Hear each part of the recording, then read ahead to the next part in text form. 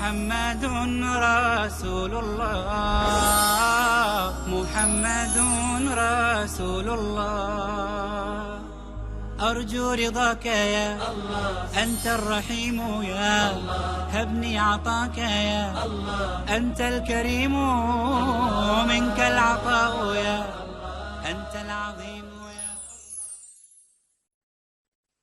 अगला सवाल भाइयों के सेक्शन से। जैसा कि आपने कहा कि हिंदू जो है पत्थर, पहाड़, पानी, इन सब की जो इबादत करते हैं, मेरे अंदाज से इसमें थोड़ी सी गलतफहमी है।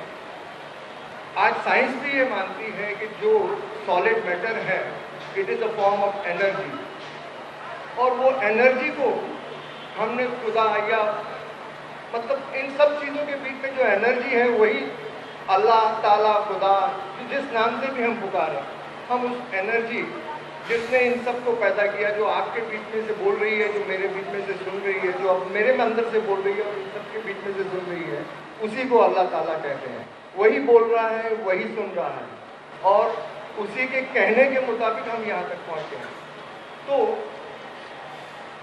जो पत्थर की मूर्ति की पूजा कर रहे हैं वो पत्थर के अंदर नूर को देखते हैं और उस नूर की पूजा करते हैं, जिसे कहा है, कबीर ने कहा है कि अव्वल अल्लाह नूर उपाया कुदरत ते के सब बंदे, एक नूर ते सब जग उपजया कौन भले कौन मंदे।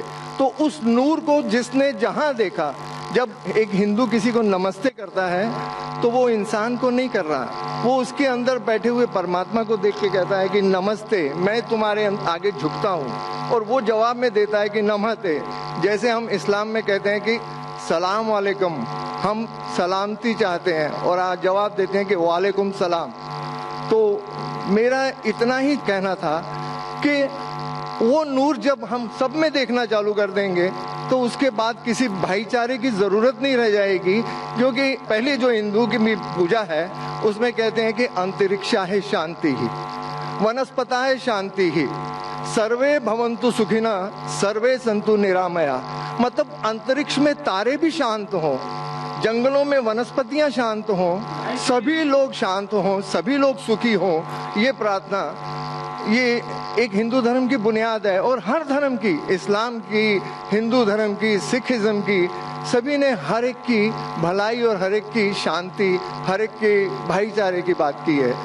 अगर इसमें कुछ आपको गैर वाजिब लगे तो मुझे। नहीं भाई साहब अवतार सिंह, आपने बहुत अहम सवाल किया और एक बेहतरीन सवाल किया, और इस सवाल के जरिए कुछ लोगों के दिमाग में जो गलत फहमी वो भी इंशाल्लाह दूर हो जाएंगी, और आपके साथ जो गलत फहमी वो भी इंशाल्लाह दूर हो जाएंगी। आपने बिल्कुल सही फरमाया कि हिंदू धर्म ने हिंदू ये समझते हैं कि जब पत्थर को पूछते हैं तो एनर्जी, आपने साइंस के बारे में कहा एनर्जी है, आपके इसमें एनर्जी, मेरे इसमें, मैं एनर्जी के बारे में बिल्कुल मुझे कोई इख्तिलाफ नहीं है, एनर्जी है। लेकिन ये कहना कि ये एनर्जी अल्लाह है, ये एनर्जी खुदा है, ना कुरान में लिखा है ना वेद में लिखा है। पॉइंट नंबर 1, ये आपकी गलत फहमी है कि ये एनर्जी खुदा है। कुरान में लिखा है कि उसके जैसा कोई नहीं है, there is nothing like it, वलम यकुल लहू कुफुवन अहद, उसके जैसा कोई नहीं है। यही चीज बाइबल में लिखा है, there is nothing like unto it in the heaven above, in the earth beneath, in the water beneath the earth. भगवान के जैसा मुमकिन ही नहीं कोई भी चीज आसमान में हो, धरती पे हो, जमीन पे हो, ना कंकर, ना पत्थर, ना मूर्ति। वो ही लिखा है वेद में, न तस्य प्रतिमा अस्ति, उस भगवान का कोई अक्स नहीं, कोई पेंटिंग नहीं, कोई फोटोग्राफ नहीं, कोई मूर्ति नहीं। तो ये लिखा है धार्मिक किताबों में, लेकिन धर्म के मानने वाले अपनी आसानी के लिए तब्दील कर रहे हैं।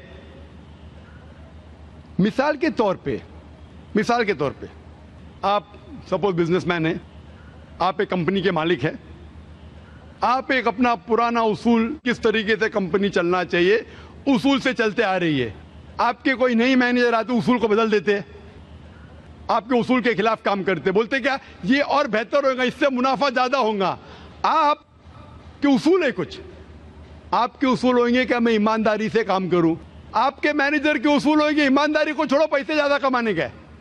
आपको जब पता चलेगा आपका मैनेजर आपके उसूल को तोड़ रहा है, बोलेगा मालिक ज्यादा पैसे मिलेंगे, रिश्वत दो, आप उससे सहमत है? आप बोलेंगे ज्यादा पैसे छोड़ो, मिलते क्या नहीं मिलते, रिश्वत देना हराम है। तो इस तरीके से अल्लाह ताला ने बुनियादी बातें कह चुकी है किस तरीके से उस ईश्वर की इबादत करना। अभी इंसान अपनी गलतफहमियों में अल्लाह ताला खुदा ईश्वर की बात छोड़ के खुद के तरीके से इबादत करने लगते हैं। और हम क्या कर रहे, उस अजीम खुदा को गाली देते हैं। हम कहते हैं कि खुदा ने बेटा जना, अस्तगफुरुल्लाह। हम खुदा को उस मूर्ति में ले आते, जब लिखा हुआ है श्वेताश्वेतर उपनिषद में, यजुर्वेद में, नातस्य प्रतिमा अस्ति, उस ईश्वर की प्रतिमा नहीं है, हम मूर्ति बनाते हैं। मिसाल के तौर पे अगर मैं किसी को मदद करता हूं और अगर वो शख्स मुझे जानता नहीं जाकिर कैसा दिखता है, मिसाल के तौर पे श्रीलंका में मैं एक स्टूडेंट को मदद करता हूं, रोज 10,000 रुपये भेजता हूं, उसको पता नहीं जाकिर के साथ क्या करता है, वो कॉकरोच बनाता है, कॉकरोच, और रोज सुबह को बोलता है जाकिर शुक्रिया। जब मुझे पता चलेगा उसने मुझे कॉकरोच बनाया, क्या मुझे खुशी होगी? भले वो मुझे कुछ खाली दिल में कहता जाकिर शुक्रिया, काफी है, शुक्रिया नहीं भी कहता था चल जाता था, लेकिन मुझे कॉकरोच बनाया, इंसान से कॉकरोच बनाया। मुझे फर्क पड़े ना पड़े, वो तो बेवकूफ बन रहे ना, कैसा बेवकूफ इंसान है। मुझे भले फर्क ना पड़ा, मैं दयालु, जान देना मुझे कॉकरोच में क्या फर्क पड़ा, मैं बोलूंगा क्या बेवकूफ इंसान है, क्या बेवकूफ इंसान है कि कॉकरोच के सामने झुक रहा है। तो इसी तरीके से खुदा ने हर मजहबी किताब में दिखाया हुआ है किस तरीके से उसकी इबादत करे, किस तरीके से उसकी बात माने। हम आते हैं और अपने तरीके से सोचने लगते हैं एनर्जी इज गॉड। कहां नहीं लिखा एनर्जी इज गॉड?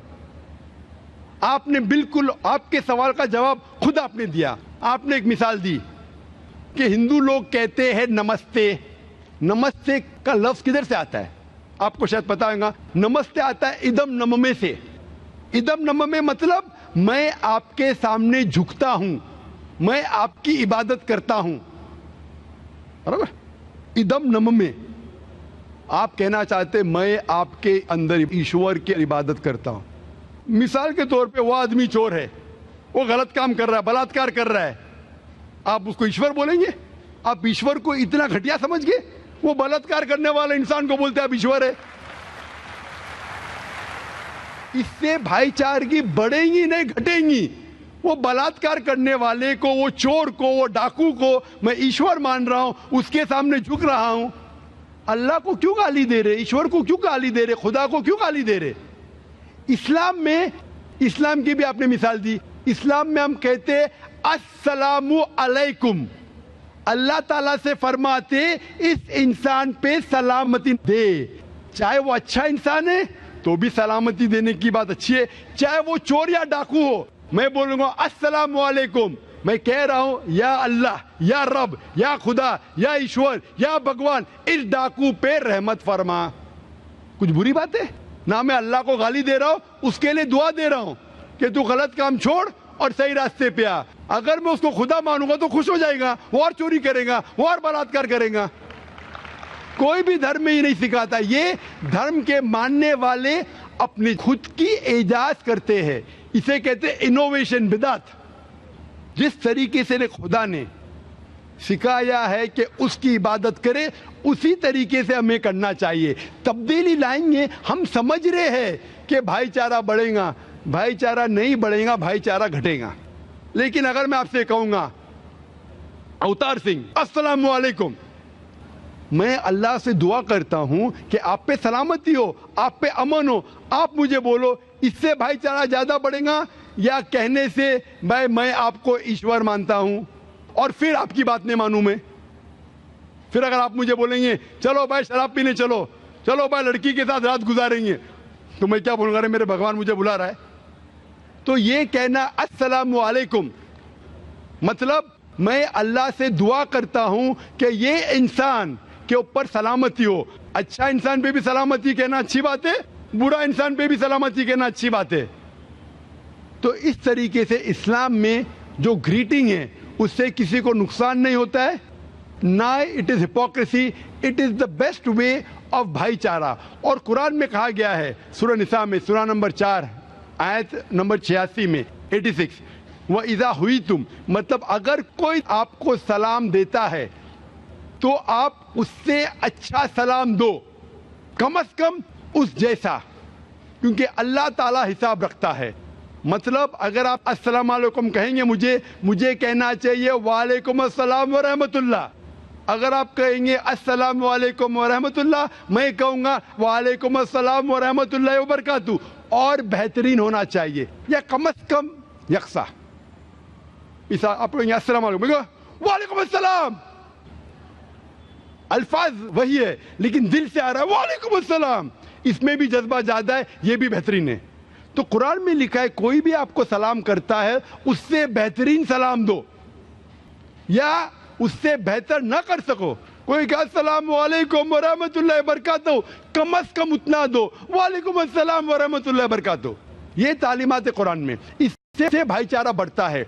तो गलत तरीके से इबादत करना जो वेद के खिलाफ है, कुरान के खिलाफ है, बाइबल के खिलाफ है, ग्रंथ के खिलाफ है, वो करने से भाईचारा नहीं बढ़ेगा बल्कि घटेगा। तो इसीलिए हम ये जाने ईश्वर जो हमारा बनाने वाला है, हमारा खालिक है, वो जानता है कि किस तरीके से उसकी इबादत करना चाहिए, वो बेहतरीन जानता है। मिसाल के तौर पे आपको डॉक्टर कोई दवाई देता है कि ये लाल गोली सुबह को लेना, हरी गोली दोपहर को लेना, आप बोलेंगे छोड़ो हरी लाल, मैं नीली गोली खाऊंगा। अरे वो डॉक्टर है, वो जानता है। तो इसी तरीके से हमारा खालिक, हमारा मालिक खुदा है, उसकी बात के ऊपर अमल करना। इसीलिए जो इंसान खुदा की बातों पे अमल करता है उसे कहते हैं इस्लाम, मतलब submit, he is called as a Muslim. तो जो कोई अल्लाह के मुताबिक चलता है उसे कहते हैं person who submits his will to God. Hope that answers the question.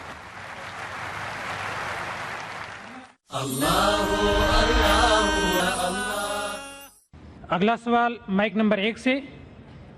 भाई अपना नाम और प्रोफेशन जरूर बताएं। नमस्कार सर, मेरा नाम अंकुर फडणिस है और मैं इंजीनियर हूँ।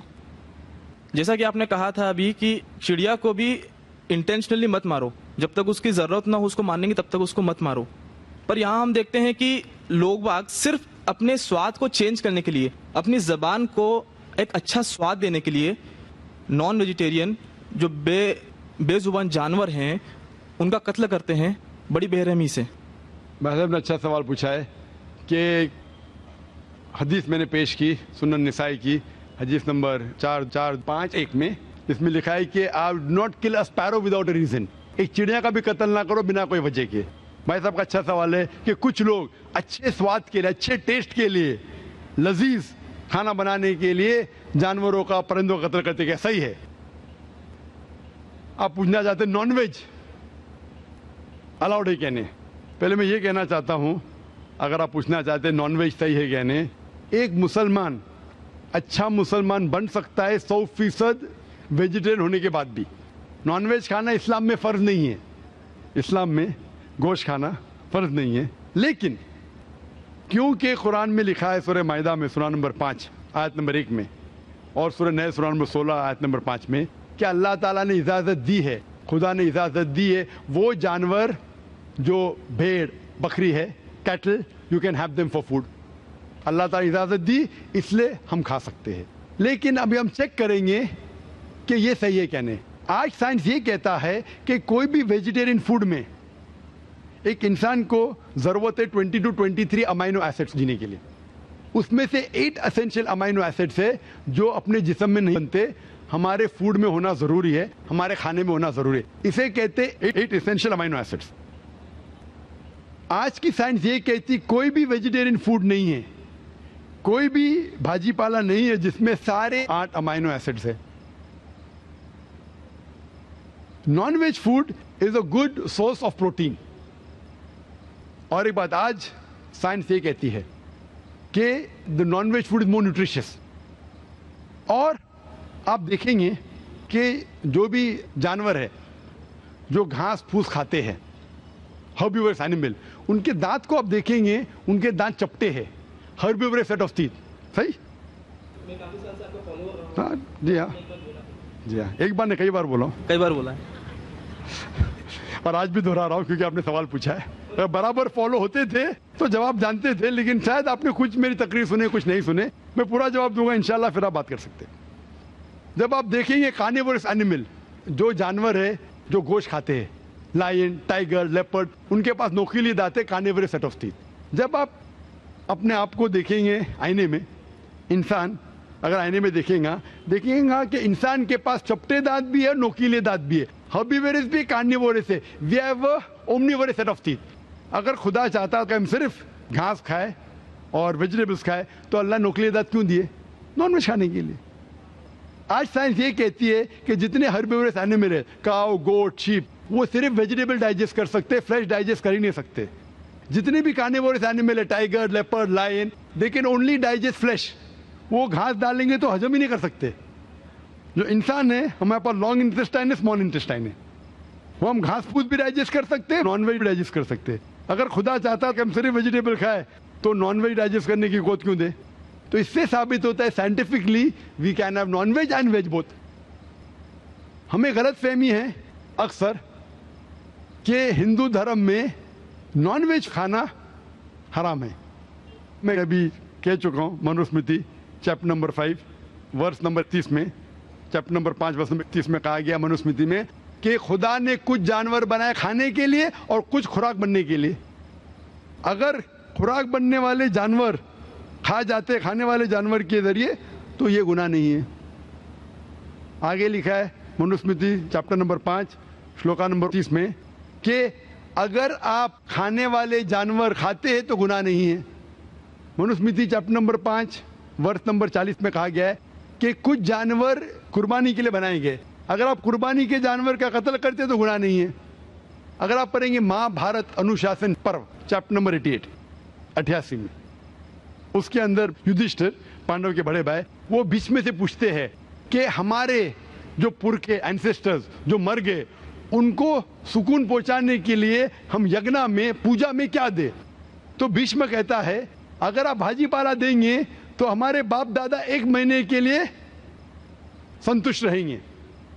अगर आप मछली देंगे 2 महीना, अगर गोश्त देंगे 3 महीना, अगर आप रैबिट खरगोश देंगे 4 महीना, अगर बकरी देंगे तो 5 महीना, अगर आप सुअर देंगे 6 महीना, अगर आप परिंदे देंगे 7 महीना, अगर डियर देंगे, हिरन 8 महीना। और ये पूरा मेन्यू है, लंबा मेन्यू है।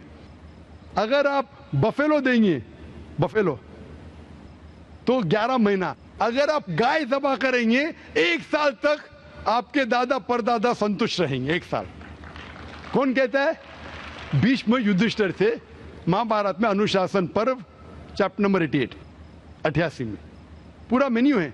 वेद में कई जगह लिखा है कि साधु संत गोश्त खाते थे, गाय भी खाते थे। तो इससे यह मालूम पड़ता है कि हिंदू धर्म में गोश्त खाने की ममानियत नहीं है। लेकिन कुछ मजहब है जो कहते हैं कि भाई जीवित को नहीं मानना चाहिए, मिसाल के तौर पर जैनिज्म एक्सेट्रा, और वो ये प्रचार करते हैं कि कोई भी जानवर का कत्ल नहीं करना चाहिए, इसीलिए गोश्त खाना हराम है। तो मैं कहता हूं अभी साइंस एडवांस हो चुकी है। हम जानते हैं कि पेड़ पौधे में भी जान है, वो भी जीवित है, तो आप पेड़ पौधा क्यों खाते? नहीं, तो अभी लॉजिक चेंज हो गया। उनको पहले पता नहीं था ना, सैकड़ों साल पहले हमें क्या पता था पेड़ पौधे के अंदर भी जान है? वो लॉजिक उस टाइम सही थी, अभी साइंस बढ़ गई तो उनकी लॉजिक बदल गई। अभी कहते नहीं था आखिर भाई पेड़ पौधे में जान नहीं चलेगा, लेकिन पेड़ पौधे को दर्द नहीं होता, जानवर को दर्द होता है। पेड़ पौधे जीवित है लेकिन दर्द नहीं होता, इसीलिए पेड़ पौधे खा सकते। आज की रिसर्च कहती है क्या even the plants can feel pain, लेकिन वो जब चिल्लाते हैं हम इंसान उसे सुन नहीं सकते, क्योंकि इंसान सिर्फ 20 साइकिल और 20,000 साइकिल्स पर सेकेंड के दरमियान में सुन सकते, उसके नीचे ऊपर नहीं सुन सकते। अमेरिका में एक फार्मर था जिसने ऐसा इक्विपमेंट बनाया, जब पेड़ को, पौधे को पानी की जरूरत हो तो चिल्लाता था, वो कन्वर्ट होता था बिटवीन 20 to 20,000 सेकेंड, उसे फौरन पता चल पानी चाहिए, पानी देता था। अभी उनकी लॉजिक चेंज हो गई। आखिर मानते हैं कि पेड़ पौधे में जान है, उन्हें दर्द का एहसास है, लेकिन पेड़ पौधे में 2 सेंसेस कम है। जानवर में 5 सेंसेस है, पेड़ में 3 सेंसेस है, इसीलिए पेड़ पौधे खाना जायज है। मिसाल के तौर पे आर्ग्यूमेंट से एक पे बात उसकी मान भी लूं, जो नहीं मानता हूं मैं, मान भी लूं, और अगर मैं तस्लीम भी करता हूं फॉर सेक ऑफ आर्ग्यूमेंट क्या पेड़ पौधे में 3 सेंस है, जानवर में 5 सेंस है, मैं आपसे पूछना चाहता हूं, अगर आपका भाई पैदा होता है गूंगा और बहरा, बोल नहीं सकता है, सुन नहीं सकता है, वो बड़ा होता है और एक आदमी उसका कत्ल करता है, आप जाके बोलेंगे जज को, मिलॉर्ड ये कातिल को जरा कम सजा देना क्योंकि मेरा भाई गूंगा था और बहरा था, आप ऐसा कहेंगे? आप कहेंगे जज कातिल को डबल पनिशमेंट दो, बेचारे ने गूंगे और बहरे को मारा, कहेंगे क्या नहीं? तो लॉजिक डजंट वांट 2 सेंसेस कम या 2 सेंसेस ज्यादा। कुरान में लिखा है वो चीज को खाओ जो आपके लिए हलाल है, जो चीज आपको खाने की इजाजत है वो खा सकते हैं, जो आपके लिए अच्छा है खा सकते हैं, बाकी हराम है। मुझे जाती तौर पे कोई गिला शिकवा नहीं, अगर कोई गैर मुसलमान गोश्त नहीं खाता मुझे कोई गिला शिकवा नहीं। अगर हिंदुस्तान में गैर मुसलमान सारे हिंदू गोश्त खाने लगेंगे तो गोश्त का भाव भी बढ़ जाएगा, तो मुझे कोई जाती तौर पे गिला शिकवा नहीं। लेकिन कोई अगर जबरदस्ती मुझे कहता है कि तुम हराम कर रहे, गुनाह कर रहे, तो मैं जवाब देता, जाती तौर पे मुझे कोई। इसीलिए इस्लाम में लिखा है कि बिना वजह किसी का कत्ल मत करो। मिसाल के तौर पे आप अगर गोट बकरी को कत्ल कर रहे, ज़बा करते कहो बिस्मिल्लाह अल्लाह अकबर, अल्लाह के नाम से जो महान है। लेकिन अगर मैं शिकार के लिए शिकार करता हूं, निशानेबाजी के लिए, तो जानवर का कत्ल करना हराम है। लेकिन मैं खाने के लिए कत्ल करता हूं तो इजाजत है। निशानेबाजी के लिए मैं परिंदे को, पिजन को, कबूतर को मारता हूं, हराम है। आप समझ रहे ना, खाली अपने शौक को पूरा करने के लिए। लेकिन जबान को अच्छा रखने के लिए, जीने के लिए, कुछ भी चलेगा, जीने के लिए जायज है। चाहे पेड़ पौधा, अगर आप कहेंगे कोई भी जीवित चीज को नहीं मारना चाहिए, मैं आपके साथ हूं, लेकिन ये मुमकिन ही नहीं है। खाना छोड़ो, सांस लेना मुमकिन नहीं। मैंने कहा ना पहले, आप सांस खाना तो छोड़िए, आप खड़े नहीं रह सकते 10 मिनट तक के बिना कोई जीवित चीज को मार के। तो इस्लाम एक लॉजिकल मजहब है। ये सब चीजें जो आपकी दलील है ना, 200 साल पहले हो सकता है कि कोई वजन कैरी करते, आज साइंस आगे बढ़ चुका है। उस टाइम के लिए सही था, शायद आपकी कोई बात मान लेता था। आज साइंस एडवांस हो चुका और इस्लाम जो है पहले के लिए, अभी के लिए, ता क़यामत तक है।